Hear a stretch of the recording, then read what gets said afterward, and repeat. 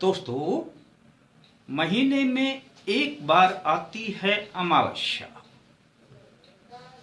अब अमावस्या को हम एक उत्सव की तरह ही मनाते हैं और अमावस्या का इंतजार करते हैं। महीने में शेष दिन हमारे होते हैं और एक दिन ये अमावस्या का हमारे पितरों के लिए समर्पित होता है।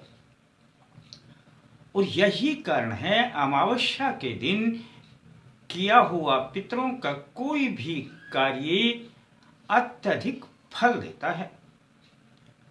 और यह तो हम भी जानते हैं कि पितृदेव को खुश करना, उन्हें प्रसन्न रखना हमारा भी अपना काम हुआ करता है।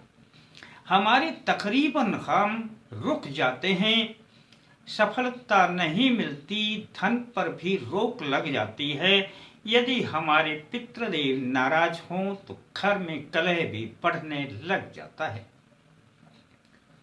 और यदि महीने में एक दिन यदि हम यह उपाय कर लिया करें तो फिर हम आराम से रहेंगे और हमारे पितृदेव भी खुश रहेंगे।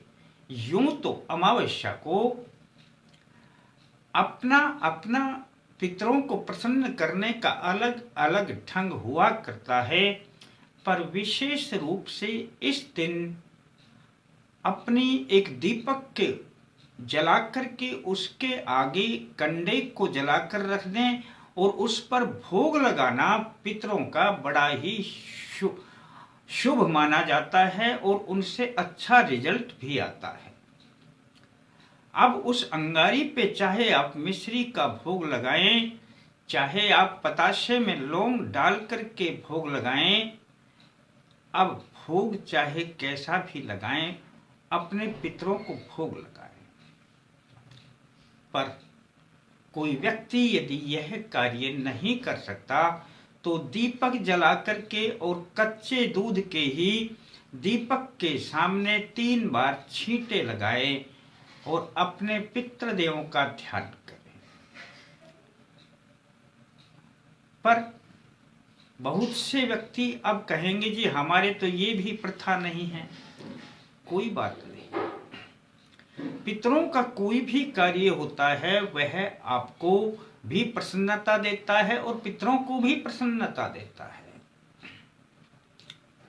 इस दिन अपने भांजे को भोजन खिलाना और उनको वस्त्र दान करना, पितृ सबसे ज्यादा खुश होते हैं। और आप कहेंगे जी भांजे के पास समय नहीं है, आ नहीं सकता है, या हमारा भांजा ही नहीं।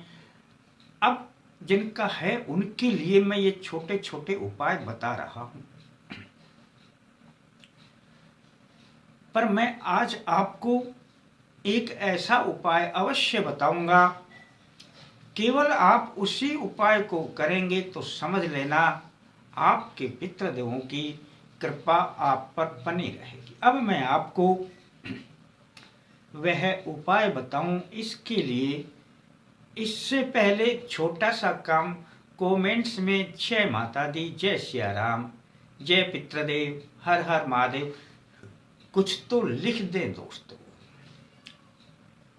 अभी बुधवार को 18 मार्च की यह अमावस्या आ रही है। तब 18 मार्च बुधवार को यह प्रयोग आप करेंगे तो आपको पूरा लाभ प्राप्त होगा।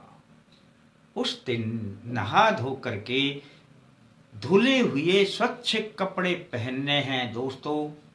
और सबसे पहला कार्य आपको अमावस्या को जो करना है वह आप अपने शुद्ध जल में थोड़ा सा काला तिल मिला लेना। बस दोस्तों, आप चाहें तो आपके पास में यदि गमले में छोटे पौधे लगे हुए हैं तो उनमें भी डाल सकते हैं यह जल, और नहीं घर से बाहर भी किसी बड़े वृक्ष के नीचे डाल सकते हैं। पीपल में भी डाल सकते हैं, बुधवार को बहुत अच्छा है, और किसी पेड़ में भी डाल सकते हैं। इसमें आपको दक्षिण की ओर मुख करना है दोस्तों, और यह जो जल आपने जिसमें काले तिल मिला लिए हैं, 3 बार में आपने यह जल डालना है।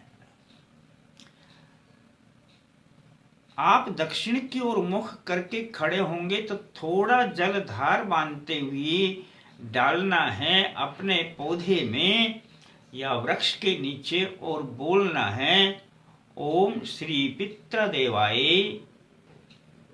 जलम समर्पयामि। अब एक बार धार बांध करके रुक जाना, दूसरी बार फिर धार बांधना है और बोलना है ओम श्री पितृदेवाय जलम समर्पयामि। रुक जाना और तीसरी बार में धार बांधते हुए सारा जल डाल देना दोस्तों, और यही बोलना है ओम श्री पितृदेवाय जलम समर्पयामि।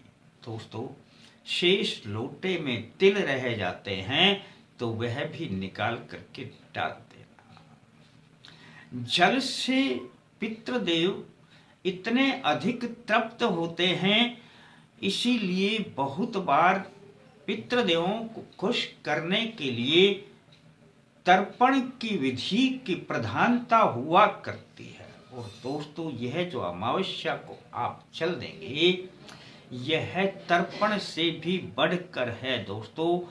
करके देख लेना और इसका लाभ अवश्य उठाना। महीने में एक बार अमावस्या को इतना तो ध्यान रख ही लिया करें।